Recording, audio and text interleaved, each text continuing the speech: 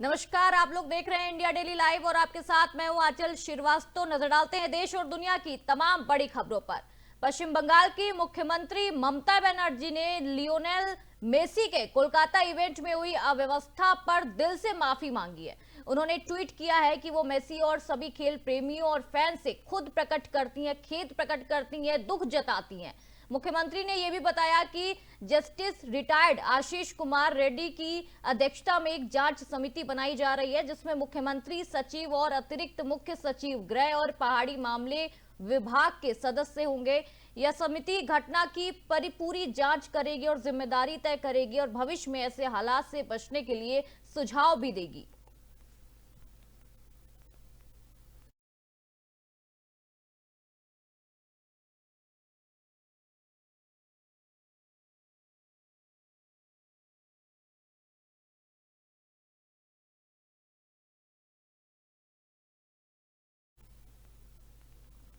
श्रीगंगानगर में खाद्य एवं नागरिक आपूर्ति विभाग और उपभोक्ता मामले में विभाग के मंत्री और जिला प्रभारी मंत्री सुमित गोदारा ने राज्य सरकार के 2 वर्ष पूरे होने के उपलक्ष्य में डॉक्टर भीमराव अंबेडकर राजकीय महाविद्यालय के विकास रथों को हरी झंडी दिखाकर रवाना कर दिया है। मंत्री ने कहा है कि सरकार जनता के लिए काम कर रही है और प्रदेश का विकास लगातार आगे बढ़ रहा है। उन्होंने आमजन से अपील की है कि वो विकास रथों के माध्यम से योजनाओं की जानकारी अंतिम व्यक्ति तक पहुंचाने में सहायता करे और सुझाव पेटिका के जरिए अपनी राय दे। मंत्री ने बताया कि पिछले 2 सालों में सरकार ने 70% वादे पूरे किए हैं, पानी और बिजली के क्षेत्र में अभूतपूर्व कार्य किए हैं और किसान सम्मान निधि के तहत 9,000 रुपए की राशि दी जा रही है, जिसे भविष्य में 12,000 रुपए किया जाएगा।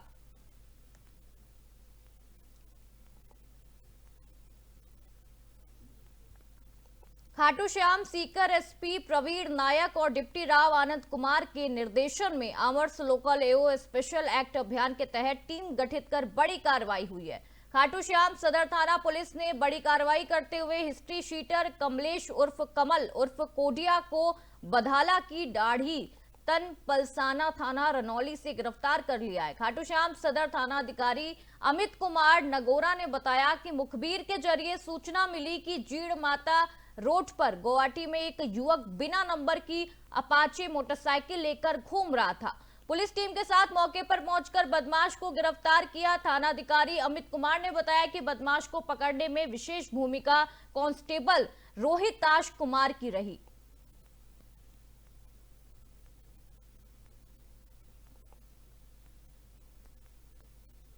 उपखंड मारवाड़ जंक्शन के गुड़ासुर सिंह गांव में आबादी क्षेत्र में लगातार 5 दिनों से पैथर की चहलकदमी एवं मूवमेंट देखी जा रही है। ग्रामीणों की सूचना से आज वन विभाग के जिला मुख्यालय के आला अधिकारी जोजावर रेंज एवं मारवाड़ रेंज के वन अधिकारी सुरेंद्र सिंह केटल गार्ड मौके पर पहुंचकर पैथर मूवमेंट स्थल पर आज कैमरे लगाए गए हैं। वन अधिकारी ने बताया कि इस अभियान में 30 से अधिक वन कैटल गार्ड वहां जुटे हुए हैं लगातार काम में।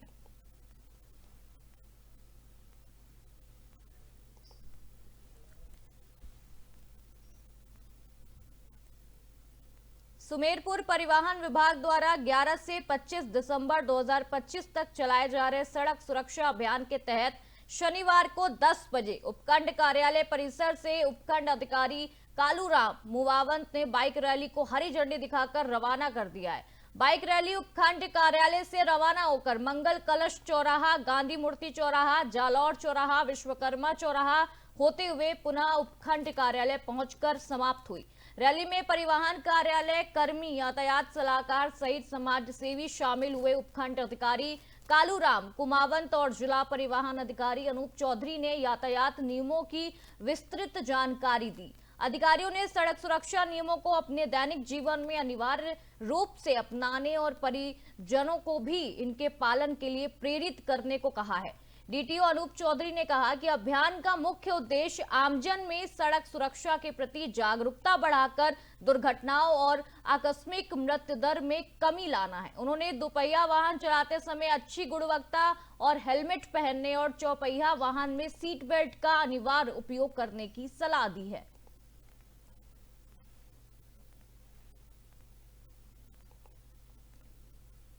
सुमेरपुर में कैबिनेट मंत्री जोराराम कुमावत ने उप जिला अस्पताल का दौरा किया है और अस्पताल में नई सोनोग्राफी मशीन का शुभारंभ भी किया है। इस अवसर पर मंत्री ने अस्पताल में भर्ती मरीजों से मिलकर उनका हालचाल जाना और चिकित्सालय के अधिकारियों के साथ समीक्षा बैठक की। बैठक में उन्होंने अस्पताल की व्यवस्थाओं, चिकित्सीय सेवाओं और मरीजों की सुविधा पर विस्तार से चर्चा की है। नई सोनोग्राफी मशीन से जांच की सुविधा और भी ज्यादा सही हो जाएगी, जिससे खास तौर पर प्रस्तुता महिलाएं, जो गर्भवती महिलाएं होती हैं, उनको बड़ा लाभ मिलेगा।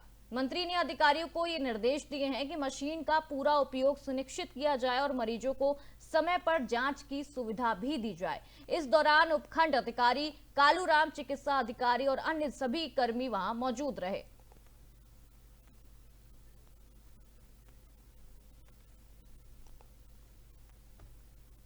मुंबई गोवा राष्ट्रीय राजमार्ग पर कोलाड के पास पुई गांव के समीप एक भयानक सड़क हादसा हो गया। मुंबई से महाड़ जा रही तेज रफ्तार कार पीछे से एक कंटेनर से टकरा गई। हादसे में सज्जाद अब्दुल सखुर खोत, जो कि 98, और उनके बेटे सज्जद अब्दुल, जो कि 25 साल के थे, उनकी मौके पर ही मौत हो गई। एक अन्य व्यक्ति सज्जाद के छोटे भाई, उम्र 20 साल थी, वो गंभीर स्थिति में माड़गांव उप जिला अस्पताल में भर्ती कराया गया है। उन्हें ड्राइवर उस्मान अब्दुल्ला हामिद करवलर 21 साल के थे, उनको मामूली चोटें आई हैं और उन्होंने कोलाड प्राथमिक केंद्र में उपचार के लिए स्थानांतरित कर दिया गया है, यानी कि एडमिट कर दिया गया है। हादसे में फंसे एक व्यक्ति को हाइड्रोलिक कटर की मदद से बाहर निकाला गया है। पुलिस, एसवीआरएस, बचाव दल और ग्रामीण की मदद से मृतका के शवों को रोहा उप जिला अस्पताल भेजा गया है और घायलों का मड़गांव अस्पताल में इलाज चल रहा है। हादसा इतना दिल दहला देने वाला था कि जवान सज्जाद की शादी 29 दिसंबर को होने वाली थी, लेकिन पिता और बेटे की मौत ने पूरे गांव और पूरे इलाके में शोक फैला दिया है। कोलाड पुलिस स्टेशन ने इंस्पेक्टर नितिन मोहिते मामले की पूरी जांच कर रहे हैं और पता लगाने की कोशिश कर रहे हैं कि आखिर ये इतनी बड़ी दुर्घटना कैसे हुई।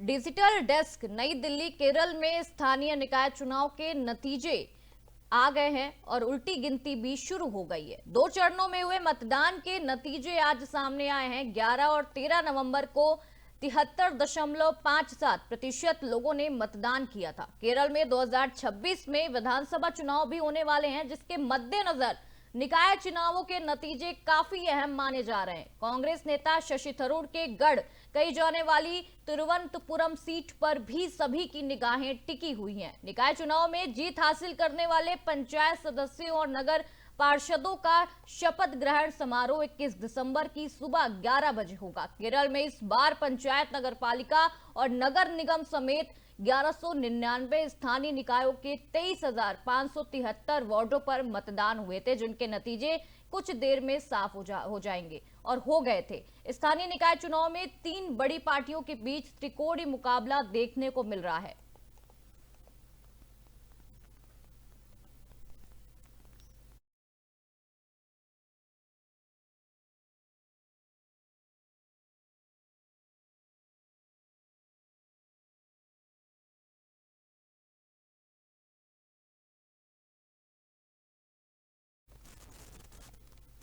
देश की राजधानी दिल्ली के कालकाजी इलाके में शुक्रवार को एक दिल दहला देने वाली घटना सामने आई है। यहां एक ही परिवार के 3 सदस्यों ने फांसी लगाकर आत्महत्या कर ली है। मृतकों में 82 साल की मां और उनके 2 जवान बेटे शामिल हैं। पुलिस के मुताबिक घटना की जानकारी दोपहर करीब 2 बजे मिली। यह मामला तब सामने आया जब कोर्ट के आदेश पर एक टीम मकान का कब्जा लेने पहुंची थी। घर का दरवाजा अंदर से बंद था। डुप्लीकेट चाबी से दरवाजा खोलने पर अंदर का नजारा देख सबके होश उड़ गए। मौके से एक सुसाइड नोट भी बरामद हुआ। इसमें परिवार के लंबे समय से डिप्रेशन में होने की बात लिखी गई है। शुक्रवार दोपहर कोर्ट द्वारा नियुक्त एक टीम पुलिस के साथ कालकाजी स्थित घर पहुंची थी। टीम के पास प्रॉपर्टी का कब्जा लेने का अदालती आदेश था। अधिकारियों ने कई बार दरवाजा खटखटाया, अंदर से कोई जवाब नहीं मिला। अनहोनी की आशंका होने पर डुप्लीकेट चाबी का इस्तेमाल किया गया। दरवाजा खुलते ही सामने 3 शव फंदे से लटके मिले। पुलिस ने तुरंत शवों को नीचे उतारा। शवों को धारा 194 बीएनएसएस के तहत आगे की कार्रवाई के लिए एम्स के शवगृह में ट्रांसफर कर दिया गया।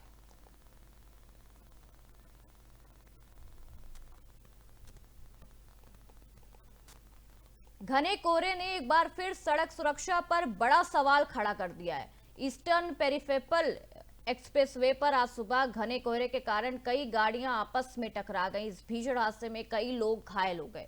हादसा इतना गंभीर था कि एक्सप्रेसवे पर यातायात पूरी तरह से बाधित हो गया था। घटना की सूचना मिलते ही पुलिस और राहत दल मौके पर पहुंचे और तुरंत घायलों को नजदीकी अस्पताल में भर्ती कराया।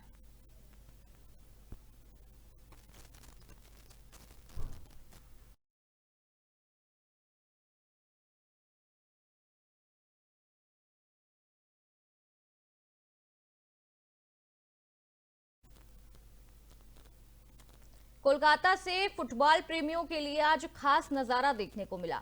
सॉल्टलेक स्टेडियम के बाहर अर्जेंटीना के दिग्गज फुटबॉलर लियोनेल मेसी के गोट इंडिया दूर 2025 को लेकर जबरदस्त उत्साह दिखाई दिया। इसी कड़ी में स्टेडियम परिसर में 70 फुट ऊंची मेसी की भव्य मूर्ति का वर्चुअल अनावरण किया गया। मूर्ति की तस्वीरें सामने आते ही सोशल मीडिया पर वायरल हो गई। आयोजन के तहत जल्दी मेसी के लिए खास मीट एंड ग्रीट प्रोग्राम भी रखा गया था, जिसमें बड़ी संख्या में फैंस शामिल हुए। लेकिन बवाल इसी पे मचा कि फैंस शामिल हुए लेकिन वो बात भी नहीं कर पाए, उनको देख भी नहीं पाए और मेसी 10 मिनट के भीतर ही वहां से निकल गए। इसके चलते ममता बनर्जी ने माफी भी मांगी है, ट्वीट किया है।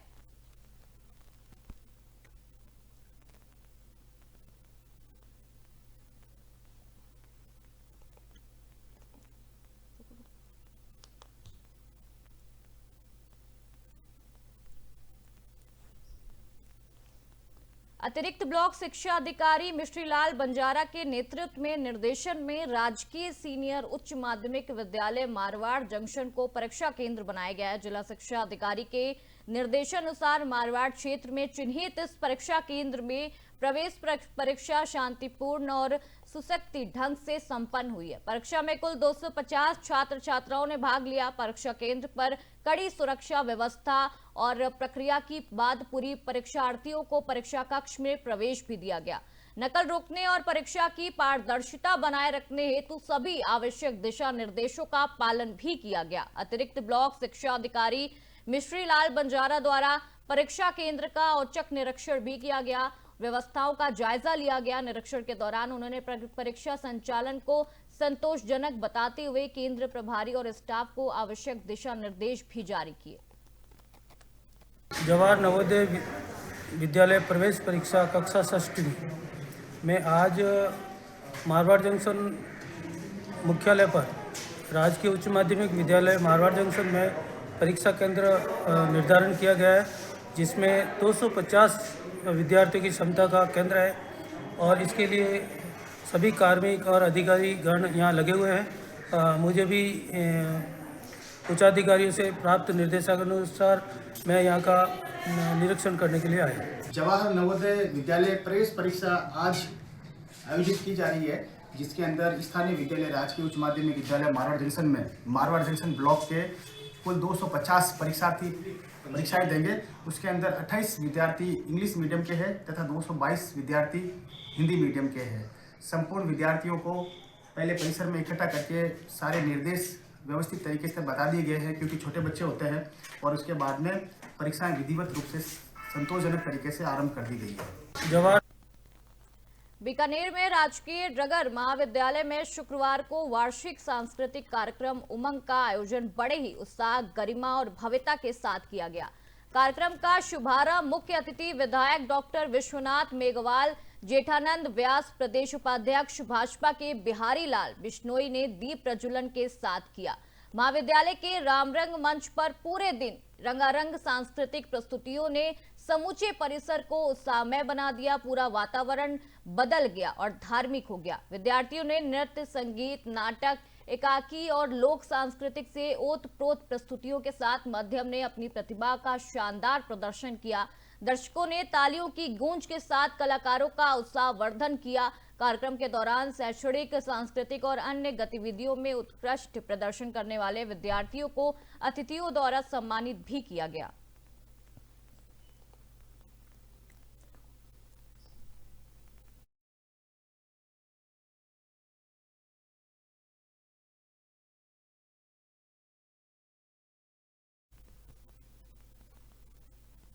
प्रदेश सरकार के कार्यकाल के 2 वर्ष पूरे होने के उपलक्ष्य में डीडवाना में परिवहन विभाग द्वारा सड़क सुरक्षा को लेकर एक नई, अनोखी और प्रेरणादायक पहल की शुरुआत की गई है।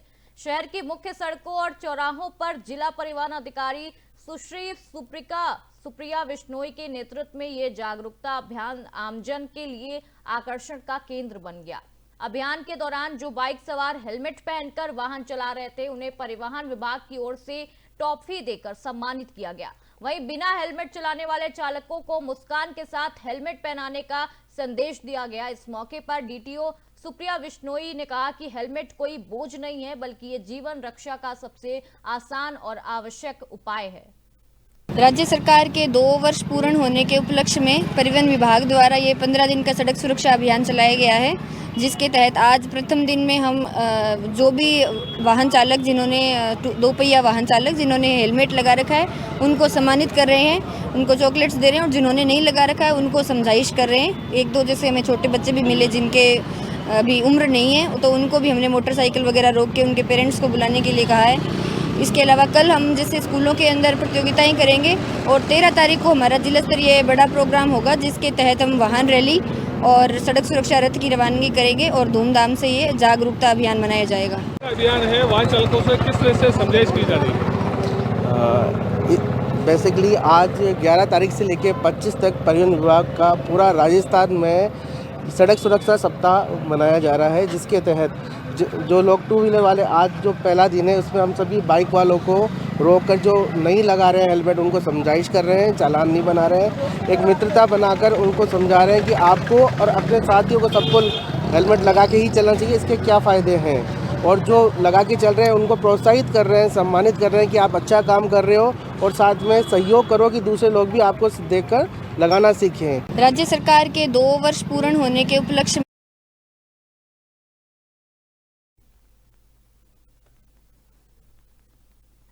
जब वादे टूटते हैं तो आंदोलन जन्म लेता है। सामाजिक कार्यकर्ता अन्ना हजारे एक बार फिर सरकार को आईना दिखाने मैदान में उतर आए हैं। महाराष्ट्र में लोकायुक्त कानून लागू न होने से नाराज अन्ना हजारे ने 30 जनवरी से लारेगढ़ सिद्धि में आमरण अनशन करेंगे वो, और ठीक उसी तरह जैसे 2011 में पूरे देश को जगा दिया था, वैसे इस बार देखना होगा कि वो जगा पाते हैं या नहीं। देखिए हमारी ये खास रिपोर्ट।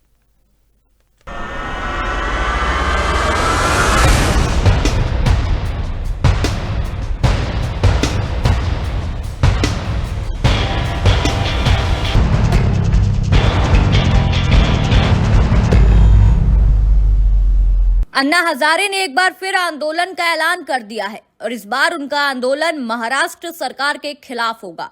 अन्ना हजारे ने महाराष्ट्र में लोकायुक्त कानून लागू न होने पर नाराजगी जताते हुए महात्मा गांधी की पुण्यतिथि के दिन 30 जनवरी से लारेगढ़ सिद्धि में आमरण अनशन शुरू करेंगे।